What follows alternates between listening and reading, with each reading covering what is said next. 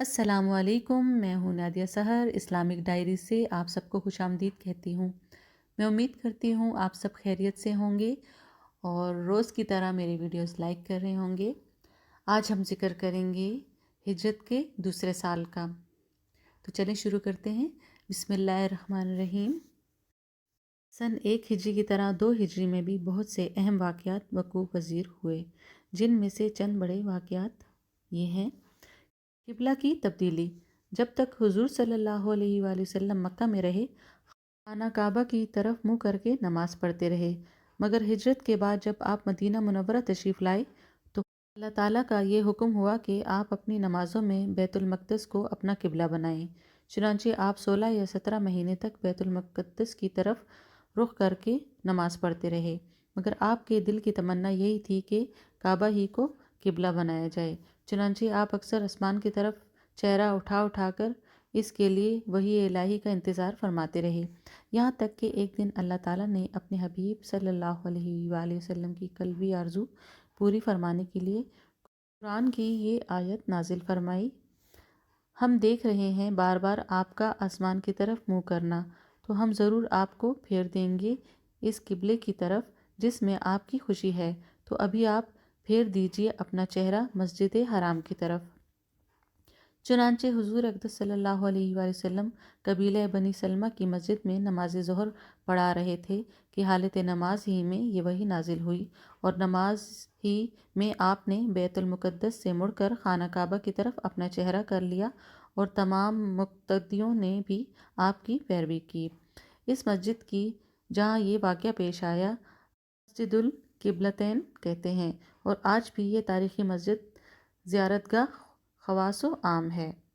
جو شہر مدینہ سے تقریباً 2 کلومیٹر دور جانب شمال مغرب واقع ہے۔ اس قبلہ بدلنے کو تحویل قبلہ کہتے ہیں۔ تحویل قبلہ سے یہودیوں کو بڑی سخت تکلیف پہنچی۔ جب تک حضور صلی اللہ علیہ وآلہ وسلم بیت المقدس کی طرف رخ کر کے نماز پڑھتے رہے تو یہودی بہت خوش تھے اور فخر کے ساتھ کہا کرتے تھے کہ محمد صلی اللہ علیہ وسلم بھی ہمارے ہی قبلے کی طرف رخ کر کے عبادت کرتے ہیں۔ مگر جب قبلہ بدل گیا تو یہودی اس قدر برہم اور ناراض ہو گئے کہ وہ طعنہ دینے لگے کہ محمد صلی اللہ علیہ وسلم چونکہ ہر بات میں ہم لوگوں کی مخالفت کرتے ہیں، اس لیے انہوں نے محض ہماری مخالفت میں قبلہ بدل دیا ہے۔ اس طرح منافقین کا گروہ بھی طرح طرح کی نکتہ چینی اور قسم قسم کے اعتراضات کرنے لگا، تو ان دونوں کی گروہوں کی زبان بندی اور دہندوزی کے لیے خداوند کریم نے یہ آیتیں نازل فرمائیں، جس کا ترجمہ ہے: اب کہیں گے بے وقوف لوگ، کس نے پھیر دیا مسلمانوں کو ان کے اس قبلہ سے جس سے پرواہ تھے تم؟ فرما دو کہ پورب پچھم سب اللہ ہی کا ہے، وہ جسے چاہے سیدھی راہ چلاتا ہے۔ اور اے محبوب، آپ پہلے جس قبلے پر تھے ہم نے وہ اسی لیے مقرر کیا تھا کہ دیکھیں کون رسول کی پیروی کرتا ہے اور کون الٹے پاؤں پھر جاتا ہے، اور بلا شبہ یہ بڑی بھاری بات تھی، مگر جن کو اللہ تعالیٰ نے ہدایت دے دی ہے ان کے لیے کوئی بڑی بات نہیں۔ پہلی آیت میں یہودیوں کے اعتراضات کا جواب دیا گیا کہ خدا کی عبادت میں قبلے کی کوئی خاص جہت ضروری نہیں ہے، اس کی عبادت کے لیے پورب پچھم اتر دکشن سب جہتیں برابر ہیں۔ اللہ تعالیٰ جس جہت کو چاہے اپنے بندوں کے لیے قبلہ مقرر فرما دے، لہٰذا اس پر کسی کو اعتراض کا کوئی حق نہیں ہے۔ دوسری آیت میں منافقین کی زبان بندی کی گئی ہے، جو تحویل قبلہ کے بعد ہر طرف یہ پروپیگنڈا کرنے لگے تھے کہ پیغمبر اسلام تو اپنے دین کے بارے میں خود ہی متردد ہیں، کبھی بیت المقدس کو قبلہ مانتے ہیں، کبھی کہتے ہیں کہ قبلہ کعبہ ہے۔ آیت میں تحویل قبلہ کی حکمت بتا دی گئی کہ منافقین جو محض نمائشی مسلمان بن کر نمازیں پڑھا کرتے تھے، وہ قبلہ کے بدلتے ہی بدل گئے اور اسلام سے منحرف ہو گئے۔ اس طرح ظاہر ہو گیا کہ کون صادق الایمان ہے اور کون منافق، اور کون رسول اللہ صلی اللہ علیہ وآلہ وسلم کی پیروی کرنے والا ہے اور کون دین سے پھر جانے والا۔ اب تک حضور صلی اللہ علیہ وآلہ وسلم کو خدا کی طرف سے صرف یہ حکم تھا کہ دلائل اور موعظہ حسنہ کے ذریعے لوگوں کو اسلام کی دعوت دیتے رہیں، اور مسلمانوں کو کفار کی ایذاؤں پر صبر کا حکم تھا۔ اسی لیے کافروں نے مسلمانوں پر بڑے بڑے ظلم و ستم کے پہاڑ توڑے، مگر مسلمانوں نے انتقام کے لیے کبھی ہتھیار نہیں اٹھایا، بلکہ ہمیشہ صبر و تحمل کے ساتھ کفار کی ایذاؤں اور تکلیفوں کو برداشت کرتے رہے۔ لیکن ہجرت کے بعد جب سارا عرب اور یہودی ان مٹھی بھر مسلمانوں کے جانی دشمن ہو گئے اور ان مسلمانوں کو فنا کے گھاٹ اتارنے کا عزم کر لیا، تو خداوند قدوس نے مسلمانوں کو یہ اجازت دی کہ جو لوگ تم سے جنگ کی ابتدا کریں ان سے تم بھی لڑ سکتے ہو۔ چنانچہ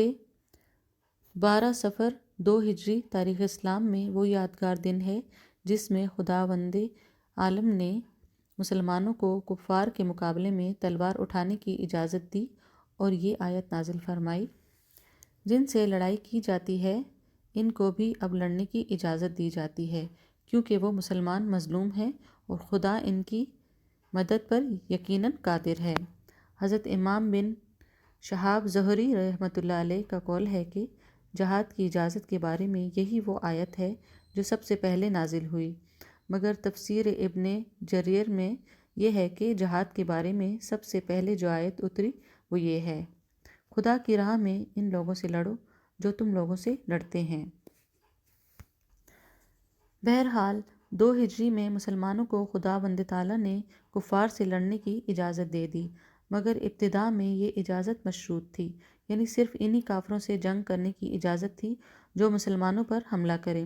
مسلمانوں کو ابھی تک اس کی اجازت نہیں ملی تھی کہ وہ جنگ میں اپنی طرف سے پہل کریں، لیکن حق واضح ہو جانے اور باطل ظاہر ہو جانے کے بعد چونکہ تبلیغ حق اور احکام الہی کی نشر و اشاعت حضور صلی اللہ علیہ وآلہ وسلم پر فرض تھی، اس لیے تمام ان کفار سے جو انات کے طور پر حق کو قبول کرنے سے انکار کرتے تھے جہاد کا حکم نازل ہو گیا،